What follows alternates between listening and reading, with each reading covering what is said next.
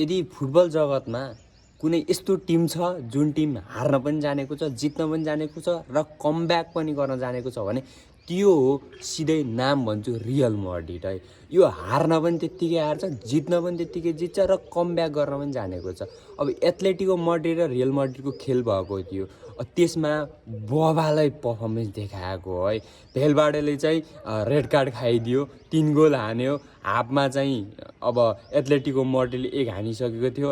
त्यसपछि जब जुन हाफपछि जुन भएको थियो खेल, त्यसमा चाहिँ रियल मैड्रिडले चाहिँ पछारेकै मार्नुपर्छ है। 3 गोल हानेको थियो रियल मैड्रिडले एथलेटिको मैड्रिडलाई। अब एथलेटिको मैड्रिड पनि अहिले ला लिगाको टेबल 3rdमा रहेको छ भने रियल मैड्रिड 2ndमा छ, बार्सिलोना 1stमा रहेको छ। यानि कि बार्सिलोना पनि त्यत्तिकै तगडा छ है। र अब ओभरअल गेम हेर्ने हो भने बबाल पर्फर्मेन्स थियो। भेलबाडेले चाहिँ गोल 2टा हान्न सक्थ्यो, अब रेड कार्ड खाइदियो, हाने पनि। तर त्यसपछिदेखि लिएर भिनिसियस जुनियरले पनि अहिले पर्फर्मेन्स एकदमै राम्रो आएको छ। भिनिसियस जुनियरले पनि केही गरिरहेछ है। जे होस् ला लिगामा चाहिँ तहल्काइ मचिरहेको छ।